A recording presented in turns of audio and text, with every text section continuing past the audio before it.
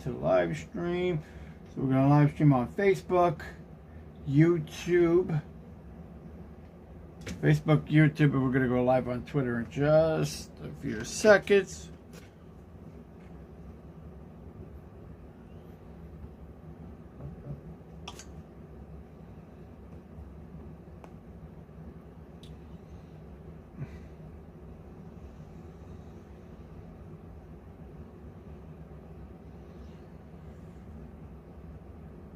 Sorry guys, just give me one quick second.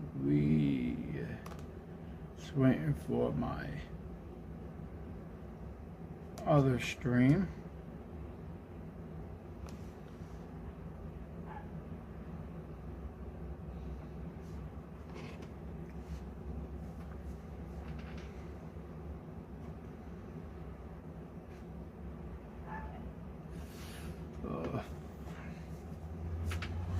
Okay.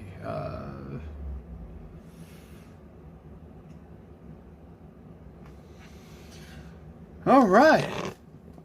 I'm just trying to move this a little bit. Okay. So, hello, ladies and gentlemen, and welcome to another edition of the MetsXMFanZone Live Podcast, home of your everything New York Mets. If you guys love our shows, please always tweet, like, and subscribe. And to get more of your New York Mets news, you guys can always share, like, and subscribe. We got some major updates for you guys in regards to spring training. And then we're going to be talking about the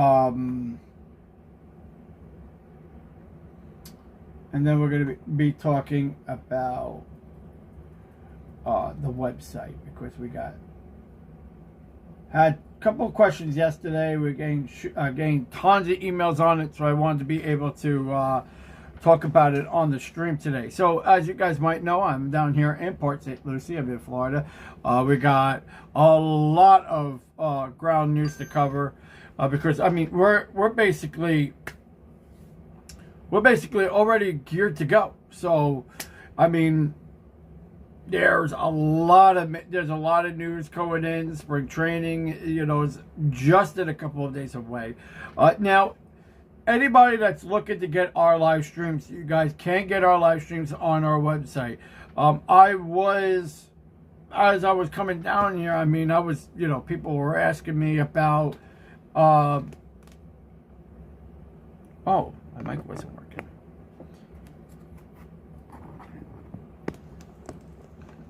People were asking me like a couple of days ago, when are you going to be going down to spring training? So I am officially now finally down here at Port St. Lucie. Down at spring. Welcome.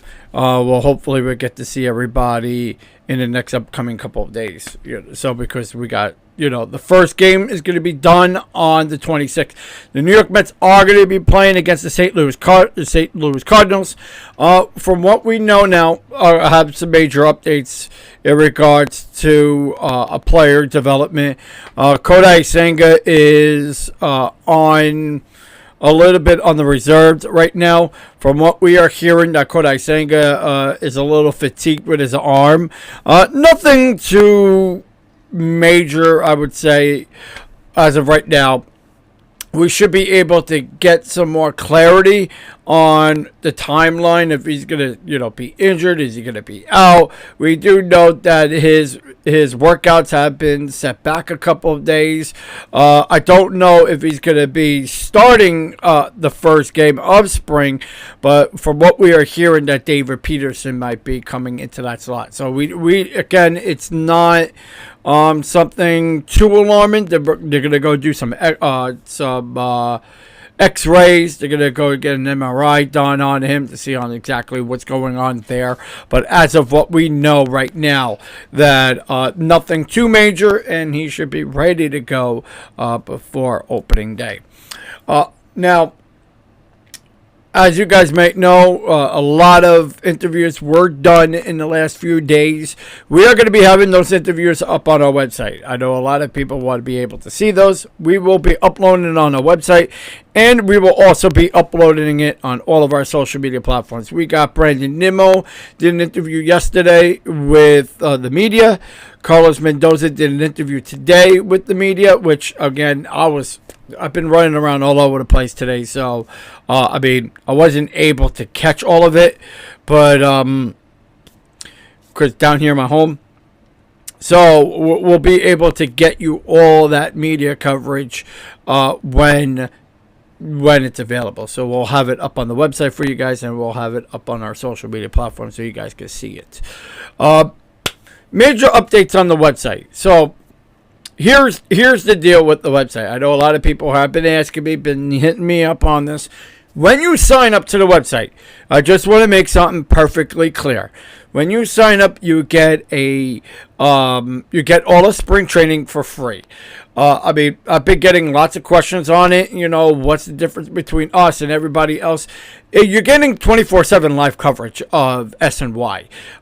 We give you not only live coverage of SNY, you'll be able to get access to every Mets game on our website. And plus, we are right now in the process of getting the app launched by the 3rd. So I know a lot of people are like, oh, do you have an Android or iOS app? We do have that app. So we're just getting ready to launch it up on the 3rd. So please make sure that you share, follow, like, and subscribe. So that way we give you live updates when it does become available, and then I'll be doing a live preview of the walkthrough, and also I'll have the uploads being posted up on our social media platforms so you guys can check it out.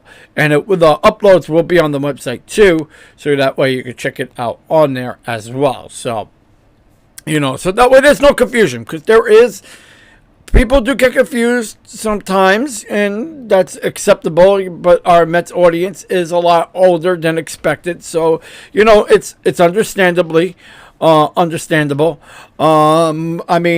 We're able to give you guys all the coverage, all Mets.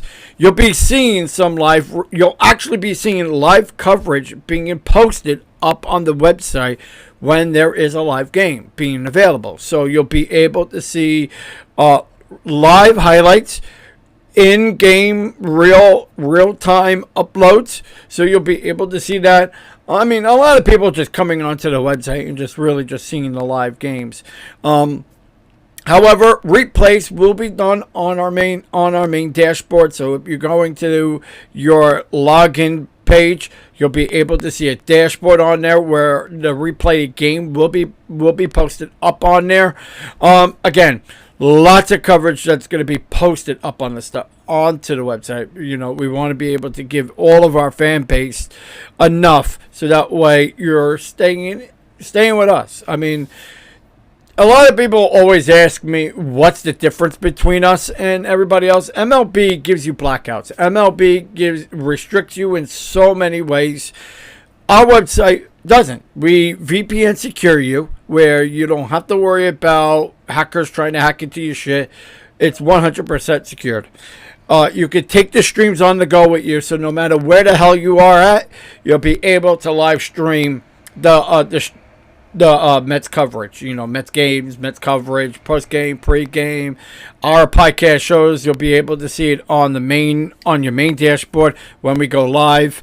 And then you could cast it on all your devices. You could cast it on your tablet, you could cast it on your phone, you could cast it on the TV, you could cast it, on multiple devices. So that way you're able to see it in every room. So, that was the difference between us and MLB.TV.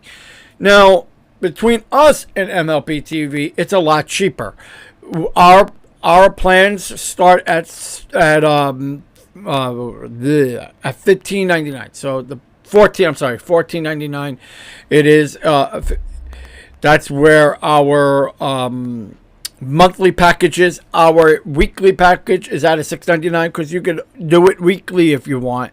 And our yearly is $99, where it's $149. It's a $99 subscription, and then our monthly subscription is $14.99, and then our weekly is $6.99. And again, we give contests throughout the month, so 4 winners are able to win prizes. We give out memorabilia, we give out jerseys, we give out Met tickets, and 4 winners have a chance of getting that by subscribing, by sharing, by commenting on our streams, and doing all that fun stuff. So 4 winners are always going to get something each and every month, and plus by your emails and your phone numbers, putting them into our website, you'll be able to get that. Now, you could opt out at any time. You can cancel at any time.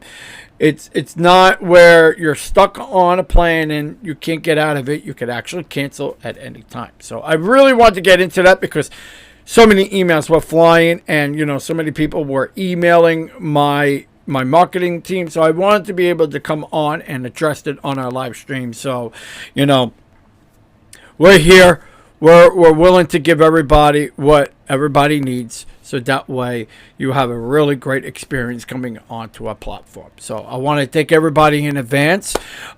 Spring training is free when you sign up. So when you sign up to a plan, you'll get spring training absolutely free. So you'll be able to watch the stream, and you'll be able to check out the website and the apps. So you'll be able to do all that. I don't know why my phone is having issues. Okay. We're going to answer some questions in this time. We're going to go and talk about the news of the day, because everybody wants to be able to get the news.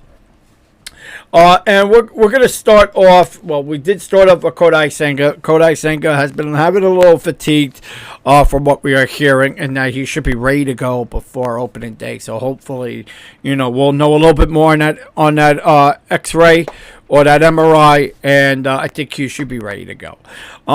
Let's talk about some news with Brandon Nimmo, because we've been finding out in the last couple of hours that Brandon Nimmo will be more than likely going to right field. This is something that will be done. We'll have the interview for you guys probably tomorrow. We'll have that. We'll have a whole live video coverage of spring training. I have so much video coverage. I want to be able to live stream it so everybody can see on what I got so far. Harrison Bader looks really good in center field right now. I like the move with Sterling Marte and of course Brandon Nimmo. That's going to be your outfield for the spring. For your infield, that's going to be for spring, will be Brett Beatty and Mark Vientos platooning there at third base. Francisco Lindor will be your main guy for shortstop. For second base, we are hearing that that Jeff McNeil will be playing second base. We don't have actual documentation to if Jeff McNeil will be somewhat going into the outfield this year. I should know a little bit more as the weeks go on if Jeff McNeil will be going in the outfield. And then first base obviously will be Mark Vientos platooning with Pete Alonso. Now, we've been getting all news coverage about an extension with Pete Alonso. Will he be getting his money at the end of the year? First of all, fans, Pete Alonso ain't going nowhere. He's going to re-sign with the New York Mets. Not only is he going to re-sign with the Mets, but he's going to stay. So, he's not... I look at it this way. There's one or two possible ways that could happen here. One, Pete Alonso gets traded at the trade deadline if the Mets are not doing good. Or two, he stays with the Mets and gets his money at the end of the year. I think Pete Alonso is going to get his money at the end of the year.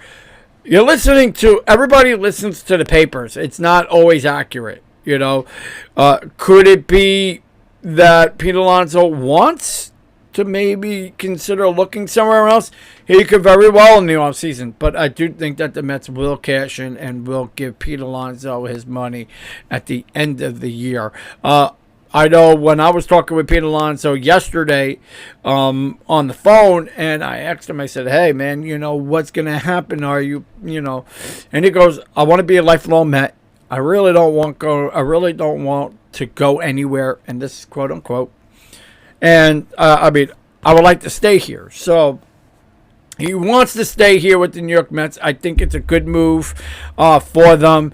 Could they possibly try to go out and get somebody in the offseason? I don't think so. But, it could very well be that the Mets could try to work out with something with Pete Alonso in the offseason. So I really do feel that the Mets will keep Alonso at the end of the year. Now, let's move on to the coverage of the day, and that's going to be Francisco Alvarez. Francisco Alvarez doesn't get enough coverage, and why I say that is because, everybody, loves talking about your superstars. You got Nimmo, you got, Harrison Bader. Those guys don't really get talked enough. I think Harrison Bader is going to be really good there in center field this year. These guys have a lot to prove. We're so worried about getting fancy superstars. What the Mets need to do is, work on the core guys that they got right now. They don't need to go out and get superstars. The Mets are working on 1 or 2 year deals here. They're able to bring in guys that could very well contribute to the New York Mets. So do I think that Harrison Bader could be very well for the Mets at center field? We know on how good of defensive he is. Offensively, he could tear it apart. We still don't know yet. So, could that be where he could have a big impact there? I do. I think he will be very big impact at center field, playing it defensively. Offensively, I would probably go with maybe 15 or 16 home runs out of him, maybe at 70 or 80 RBIs, and you want to see on where he's going to end up playing in the lineup. I would go with maybe 7 or 8 down in that lineup. So probably right down on in there. But I do think that his defense is more effective than his offense. So I'm not kind of really worried on, what he's doing bat-wise. I just want to see him play really good defense. And, if you've seen him with the Yankees and saw him in the past, if you are a Yankee fan, you know exactly what I'm talking about. So I really do think that would be a really good move for the Mets in the long term and also short term, because he has a very short deal coming in on that 2-year deal. So I do think Harrison Bader could be very cost effective for the New York Mets. And then let's talk about rotation. Mets made a lot of moves in the offseason in regards to pitching. The Mets ended up getting Luis Severino, which I think that was a really good move for the Mets because this guy needs a good reset. He hasn't had a really good couple of seasons. He's coming off injuries. What can we see out of him going into the 24 season, going into spring? Having a really good fastball. If he could be very effective with that fastball, I think not only could he be a top pitcher for the New York Mets, I do think that he could be my number 2 guy in the starting rotation. Granted, right now he's going to probably be in the back end of our rotation. He needs to get that confidence back in him. Do I feel that he could very well be that number 2 guy in the starting rotation? I do. Next to Sean Mania, looking really good. I heard that I've seen him training a lot throughout the offseason. So, Sean Mania has been training awfully a lot. Adrian Hauser has been looking pretty good, physically fit. Same thing goes with Luis Severino. So I think these 3 core guys might not look fancy or sound fancy for Met fans, but I really do feel that within that 7 or 8 margin, because they're in that, between the 3 of them, it would be at a 16.606 ERA. to bump it down to like a 5 or a 6. So I kind of want to see the Mets go in between the three of those guys have a little bit better years. I think Adrian Housen could go into have a good, phenomenal year.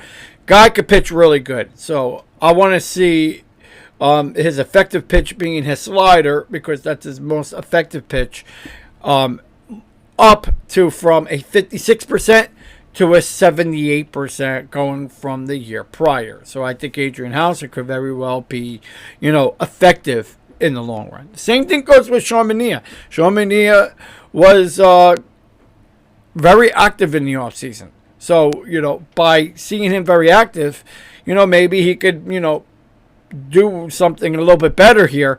He has been working on some different pitches from what I've heard.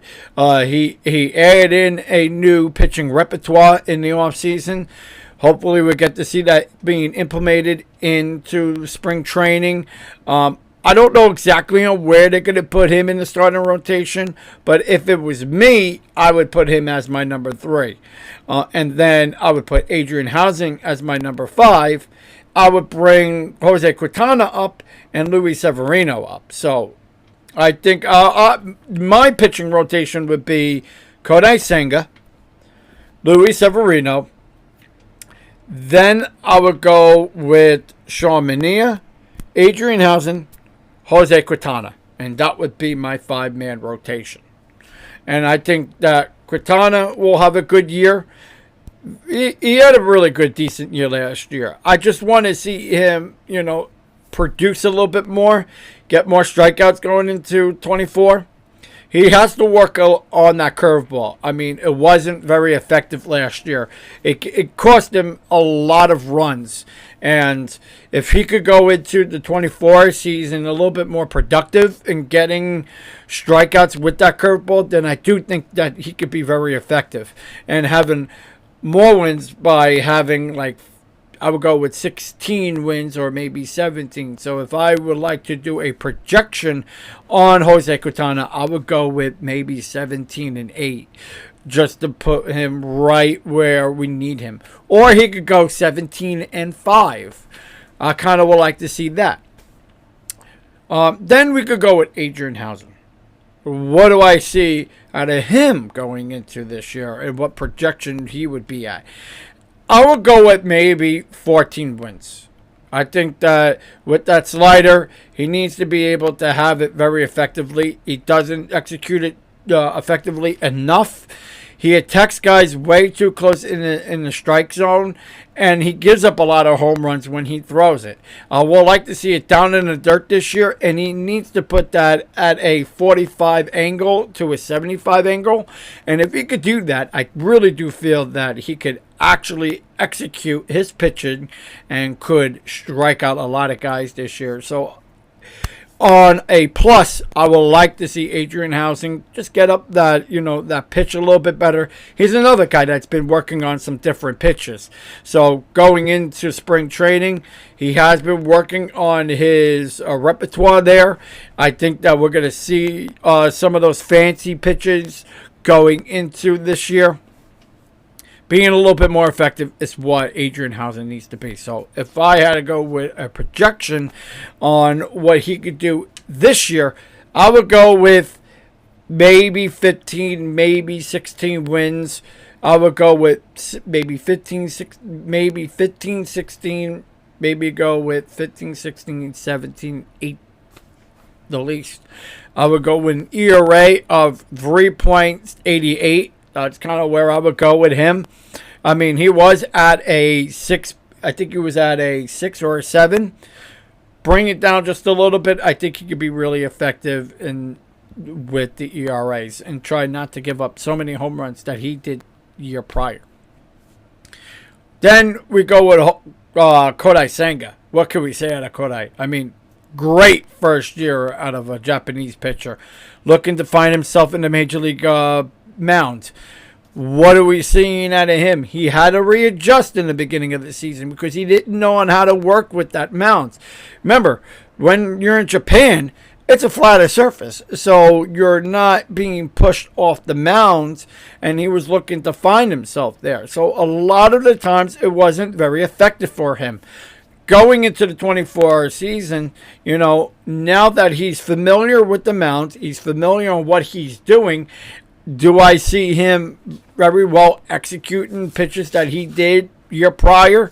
I do. Another guy that's been working on his pitches. I think that in the 24 season, being very highly executed with his fastball and his ghost pitch, getting the splitter curveball down on there. Very good with the batters. A lot of the batters were able to see on what he was able to do.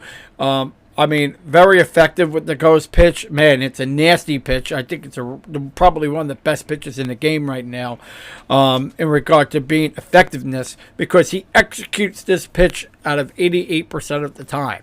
And that's kind of where he likes it, in on the mound. Well, in on the center of the plate, but he's able to get it down. So I really like on what I'm seeing out of that pitch, the execution, 90. It's not super high at the title. I would say at 110 or 115. 90 is kind of where I want to see on that baseline. So do I see that he's executing that pitch enough to get me strikeouts over 50% of the time? I do. I think that Kodai Senga is definitely hands down the best pitching in this lineup, and my projection would say going in this year he was at 12. I would definitely go with maybe a couple more wins at 16 or 17. So probably be the highest pitcher on the Mets roster to be very effective going into the 24 season.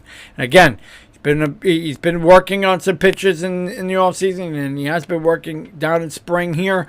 But I'm able to see him really execute on what he could do. I think the Mets are, this guy's golden, and I don't see him going anywhere for a very long time. Then let's go with projection on players and what I've seen so far down here in spring. I know I was down here 2 weeks ago, and I was able to speak with Lindor, and I was able to see on what they were able to do.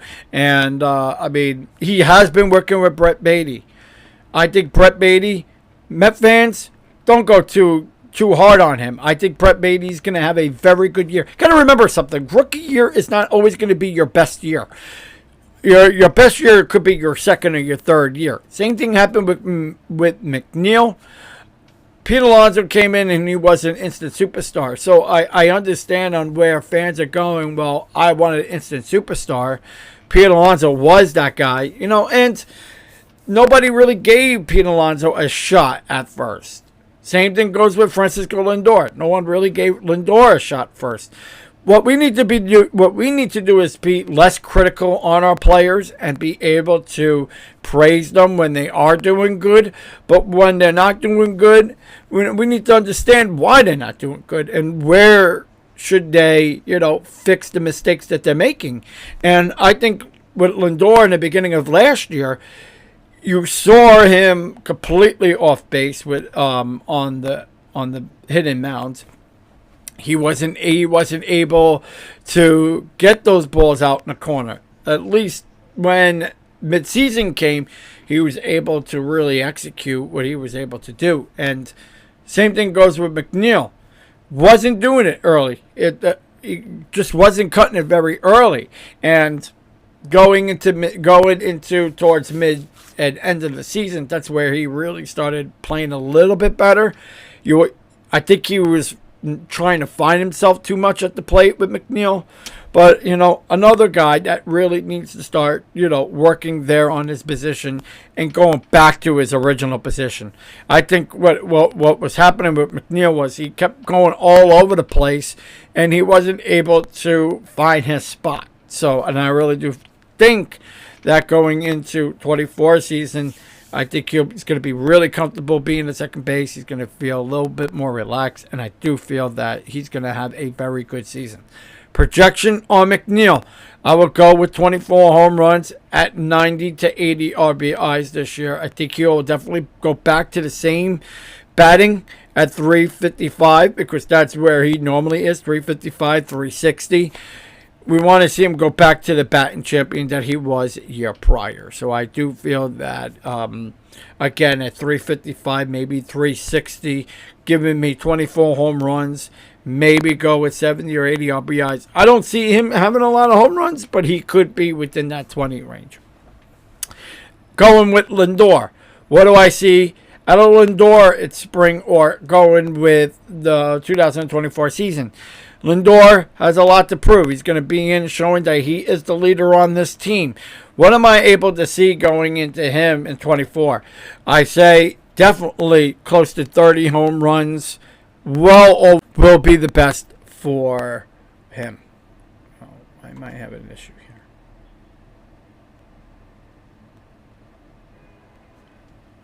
So I do believe that he will have a really good season. And they're good. Obviously, Pete Alonso, he's going to give me well over 40 home runs, give me well over 100 RBI. So, that's just well expected. I think Pete Alonso, this will not affect any sort of way coming out of him in the 24 season.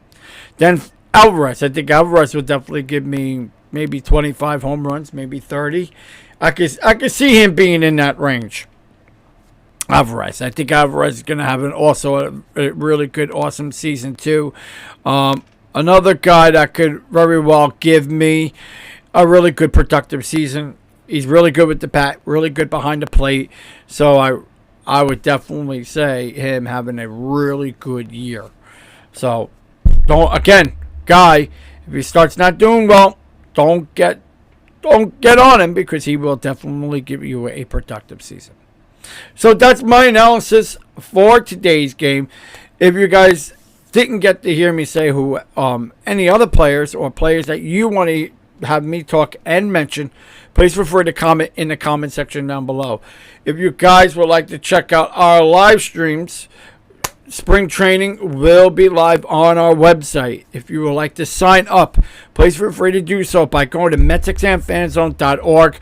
All the links are in our descriptions. If you guys would like to get all of our spring merchandising, we will be having it for you guys in all of our shops.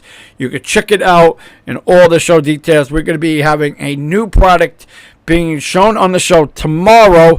I'm going to be so excited to show you guys this product. I want to thank SB Authentics for